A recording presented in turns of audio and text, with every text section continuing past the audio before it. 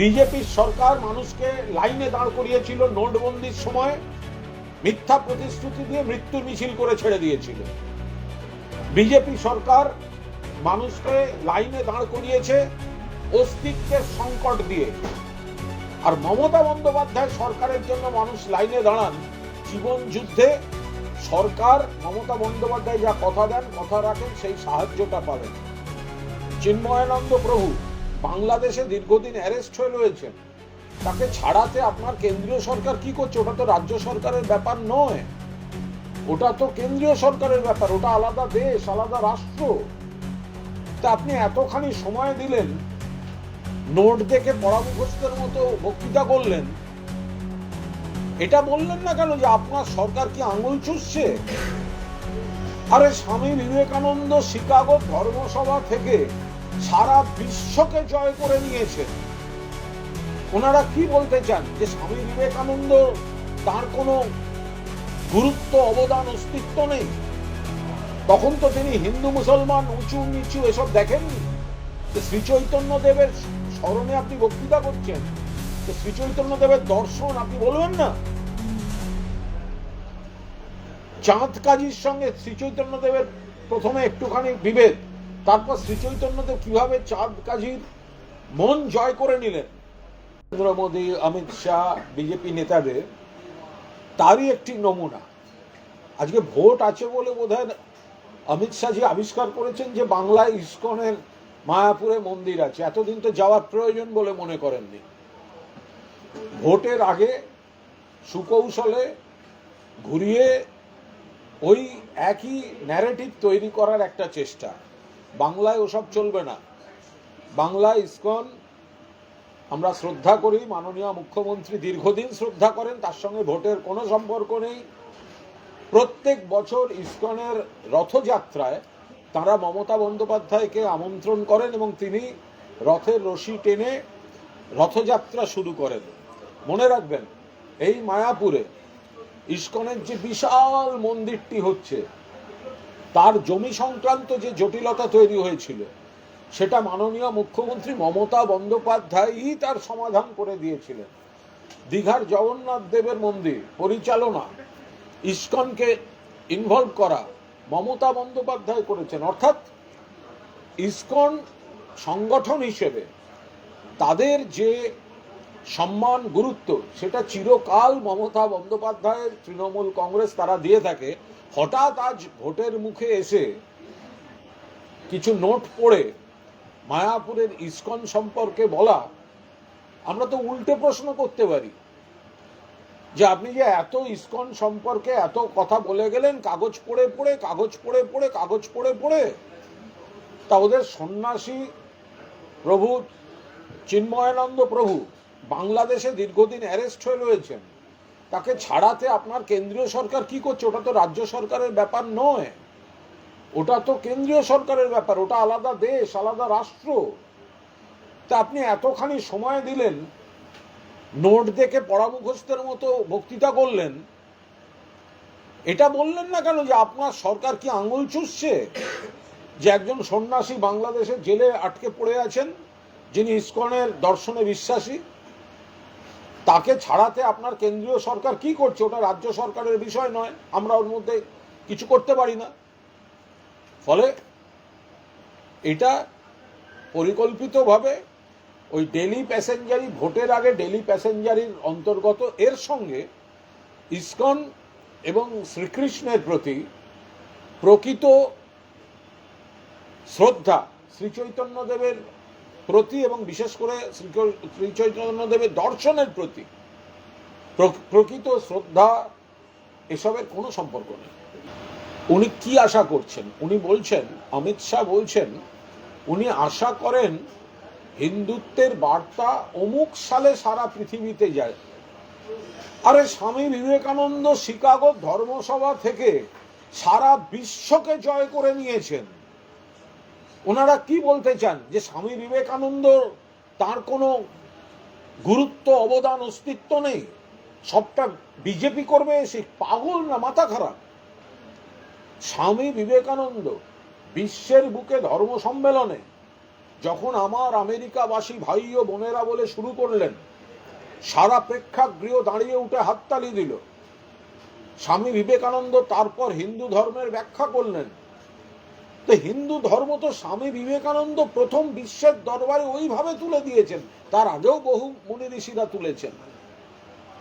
ফলে যে কথাটা ওনারা বোঝাতে চাইছেন সেটা সম্পূর্ণ একটা ভিত্তিহীন, আগের ঘটনাগুলি, আগের মনীষীদের অস্বীকার করার চেষ্টা, এবং ব্যাপারটাকে সেই আবার একটা হিন্দু ন্যারেটিভ। আপনি বলুন যে হিন্দুত্ব আমরা ঠাকুর রামকৃষ্ণ দেবের হিন্দুত্ব মানব, স্বামী বিবেকানন্দের হিন্দুত্ব মানব, শ্রীচৈতন্য দেবের হিন্দুত্ব মানব। শ্রীচৈতন্যদেব যখন জবন হরিদাসকে বুকে টেনে নিয়েছিলেন, বিজলি খান পাঠানকে বুকে টেনে নিয়েছিলেন, তখন তো তিনি হিন্দু মুসলমান উঁচু নিচু এসব দেখেননি। তো শ্রীচৈতন্য দেবের স্মরণে আপনি বক্তৃতা করছেন, তো শ্রীচৈতন্য দেবের দর্শন আপনি বলবেন না? চাঁদ কাজীর সঙ্গে শ্রীচৈতন্য দেবের প্রথমে একটুখানি বিভেদ, তারপর শ্রীচৈতন্যদেব কিভাবে চাঁদ কাজীর মন জয় করে নিলেন। সম্প্রীতি কাকে বলে? শ্রীচৈতন্যদেবের মিছিলটা সম্প্রীতির মিছিল, সংহতির মিছিল, ঐক্যের মিছিল। সেই কীর্তন হিন্দু মুসলমান নির্বিশেষে সকলের মন জয় করেছিল।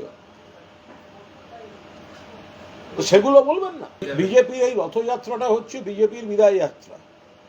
তার কারণ হচ্ছে বাংলায় উন্নয়ন মমতা বন্দ্যোপাধ্যায় দিয়েছেন, আর বিজেপি দিয়েছে বৈষম্য, টাকা আটকে রাখা, বাংলার অধিকার না দেয়া, বাংলা এবং বাঙালি মনীষীদের অপমান, বাংলা ভাষার অপমান, বাংলা ভাষা বললে অন্য রাজ্যে পিটিয়ে মারা, বাংলা ভাষা বললে বাংলাদেশে পাঠিয়ে দেয়া, আর এখন সকলকে লাইনে দাঁড় করিয়ে দেয়া অস্তিত্বের সংকটে। মানুষের জীবনের যুদ্ধে পাশে নেই বিজেপি, এরা বাংলার বিরোধী। এদের রথ বাংলার মানুষ প্রত্যাখ্যান করে ওটাকে বিজয়, ওদের হবে না, ওদের বিদায়। ওরা যেটাকে বিজয় দেখাচ্ছে সেটা ওদের বিদায়। ওই রথযাত্রা বিজেপির বিদায় যাত্রা। উন্নয়নের বদলে জাতপাত ধর্ম দিয়ে কোনোদিন বিজয় আনা যায় না।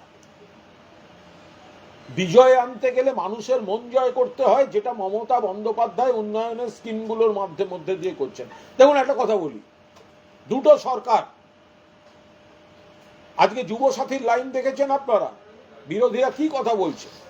দুটো সরকার, বিজেপির সরকার মানুষকে লাইনে দাঁড় করিয়েছিল নোটবন্দির সময়, মিথ্যা প্রতিশ্রুতি দিয়ে মৃত্যুর মিছিল করে ছেড়ে দিয়েছিল। বিজেপি সরকার মানুষকে লাইনে দাঁড় করিয়েছে অস্তিত্বের সংকট দিয়ে। আর মমতা বন্দ্যোপাধ্যায় সরকারের জন্য মানুষ লাইনে দাঁড়ান জীবন যুদ্ধে। সরকার, মমতা বন্দ্যোপাধ্যায় যা কথা দেন, কথা রাখেন, সেই সাহায্যটা পাবেন। তো সেখানে এখানে ওদের ওই রথযাত্রা, ও তো বিদায় যাত্রায় পরিণত হবে, তো স্বাভাবিক। অভিষেক বন্দ্যোপাধ্যায় আবার একটা চক্রান্ত ফাঁস করে দিয়েছেন, এবং অভিষেক বন্দ্যোপাধ্যায় যেটা ফাঁস করেছেন তাতে দেখা যাচ্ছে শুধু চক্রান্ত ফাঁস নয়, এরা সুপ্রিম কোর্টের নির্দেশকেও অমান্য করে। মাননীয় মুখ্যমন্ত্রী মমতা বন্দ্যোপাধ্যায় বারবার চিঠি লিখেছেন ইলেকশন কমিশনকে, উত্তর দেয়নি। 1, 2, 3, 4 করে পয়েন্ট অভিষেক বন্দ্যোপাধ্যায় এবং তৃণমূলের প্রতিনিধি দল বারবার গিয়ে নজর টেনেছে, উত্তর দেয়নি। মমতা বন্দ্যোপাধ্যায় নিজে ঐতিহাসিক সওয়াল করেছেন সুপ্রিম কোর্টে, এবং তার পয়েন্টগুলোকে মান্যতা দিয়ে সুপ্রিম কোর্ট হস্তক্ষেপ করেছেন। এইভাবে মুখে মুখে ফোনে বা হোয়াটসঅ্যাপে কোনো সার্কুলার দেওয়া যাবে না, তারপরে এই মুরুগান কি করে সেটা দিতে পারে? বিজেপি দলদাস জাতীয় নির্বাচন কমিশন সুপ্রিম কোর্টের বক্তব্যকে অমান্য করে আবার এই হোয়াটসঅ্যাপ কালচার শুরু করেছে বিজেপির রাজনৈতিক স্বার্থ চরিতার্থ করতে।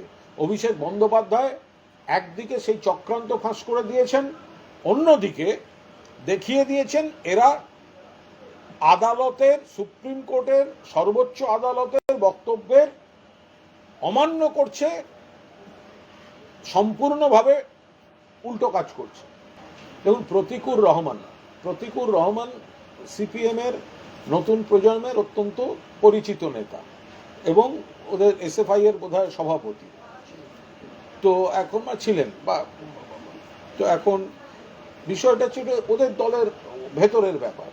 আমরা শুধু এইটুকু বলতে পারি যে দেখুন ওই দলটা সিপিএম পচে গেছে, গলে গেছে, মানুষ প্রত্যাখ্যান করেছেন, ওই আইডিওলজিও চলে না, আর ওদের যে পদ্ধতি সেগুলো সময়োপযোগী নয়, ওই আইডিওলজিতে মানুষকে আরো পিছিয়ে নিয়ে যেতে হয়। তো এখন আর একটা সমস্যা হচ্ছে ওদের ওখানে যে তার মধ্যেও কিছু তো ডেডিকেটেড ছেলে মেয়ে কাজ করে, হতে পারে প্রতিকূল আমাদের বিরোধী রাজনীতি করেছেন, হতে পারে প্রতিকূল আমারও সমালোচক, কিন্তু সিপিএম এর মধ্যে যে কয়েকজন ডেডিকেটেড তাদের দৃষ্টিভঙ্গির ওয়ার্কার আছে বা সংগঠক আছে, প্রতিকূলরা তাদের মধ্যে নিশ্চয়ই একজন। এখন ওখানে একটা সাব ডিভিশন চলছে, কিছু লোক, কিছু নতুন প্রজন্মের কয়েকজন আলিমুদ্দিন স্ট্রিটের গোষ্ঠীবাজিতে কিছু লোকের পাল্লায় পড়ে একটা প্যাথোলজিক্যাল ফেরেববাজি কালচারে চলে গেছেন, তাদেরকেই ডেকে প্রজেক্ট করা হবে, তারা দামি ব্র্যান্ডের জামা কাপড় পরবেন, বিভিন্ন ফিল্মি পার্টিতে গিয়ে ছবি পোস্ট করবেন, আর যারা গ্রাসরুটে কাজ করবে তারা অনেকটা পিছিয়ে। এইসব নানা ধরনের এই শ্রেণীজনিত একটা একটা সমস্যা যদি তাদের থাকে সেটা তাদের নিজেদের বিষয়। আমি তো মনে করি প্রতিকুর রহমান, আমি যেটুকু ওদের মুখ থেকেই শুনেছি, যে ওকে যদি কেউ 22 লক্ষ টাকার গাড়ি উপহার দেয়, প্রতিকুর রহমান চড়বেন না। তার কারণ হচ্ছে ওর ওর ওর ওর ফোকাস বুর্জুয়া মানসিকতার নয়, ওদের পার্টিতে প্রবলেমটা সেইখানে। শ্রেণী বিচ্যুতি ঘটছে ওদের নতুন প্রজন্মের লোকেদের, শুধুমাত্র মিডিয়া, সোশ্যাল মিডিয়ায় ফেরেববাজি করা, আর যারা কাজ করছে প্রতিকূলদের মতো তারা জায়গা পায় না, অপমানিত হয়, কোণঠাসা হয়।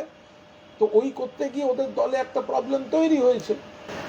এরকম কোনো জানি না, এগুলো এগুলো সব সিপিএম এর ভেতরে তো জানা কথা। ওই সিপিএম দলটা আপাতত ওই মোহাম্মদ সেলিম বনাম সুজন চক্রবর্তীর গোষ্ঠীবাজিটা ওপর থেকে নিচ অব্দি নেমেছে। যারা সুজনবাবু যে সমস্ত একটু গ্রাসরুটের লোকজনকে পছন্দ করেন, সেলিম ঘনিষ্ঠরা, তারা ওদের একটু কাঠি করছে এবং তারা বুঝতে পারছে যে এই মোহাম্মদ সেলিম যেভাবে হুমায়ুনের বাড়ি যাচ্ছেন, এর বাড়ি যাচ্ছেন, ওর হোটেলে যাচ্ছেন, মানে সিপিএমেরই নতুন প্রজন্ম সেটা গ্রহণ করছেন না। তারা এটা বুঝতে পারছেন যে প্রকৃত তারা যে থিওরিটা পড়ে এসছেন এতদিন কমিউনিজম সম্পর্কে, বামপন্থা সম্পর্কে, মানুষের উপকার সম্পর্কে, তারা দেখছেন তাদের নেতারা তার থেকে সরে গেছে, কিন্তু মমতা বন্দ্যোপাধ্যায়ের প্রত্যেকটা ভাবনা এবং কাজকর্ম তাদের সেই পুরো থিওরিটিক্যাল কমিউনিজমের যে ক্লাসটা তারা পেয়েছেন তার সঙ্গে মমতা বন্দ্যোপাধ্যায়ের চিন্তাভাবনা, দর্শনটা মিলে যাচ্ছে। এটা আইনের প্রসেস, একটা সুপ্রিম কোর্টের প্রসেস। যে একটা ডেট ছিল তাতে হয়নি, যেহেতু আমাদের মাননীয় সাংসদ এবং আইনজীবী কল্যাণ বন্দ্যোপাধ্যায় যা বলার তো বলেছেন, যে ইডিকে কেন সময় নিল, কেন?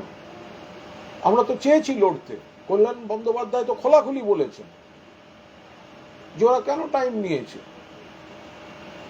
আমরা তো চেয়েছি লড়তে, গোটা জিনিসটা ব্যাখ্যা করে কল্যাণ বন্দ্যোপাধ্যায় বলে দিয়েছেন। এটা একটা আইনের প্রসেস, সুপ্রিম কোর্টে চলছে, আইনজীবীরা যা বলার সবিস্তারে ব্যাখ্যা দিয়েছেন। যাদের এসব সম্পর্কে কোনো ধারণা নেই, অকারণ এই ধরনের বোকা বোকা কমেন্টগুলো না করলেই ভালো হয়। Ma, there's this new Bengali matrimonial website, BearBandhan.in. It's safe, verified, and just for us. Really? देर न करें, आज ही रजिस्टर करें।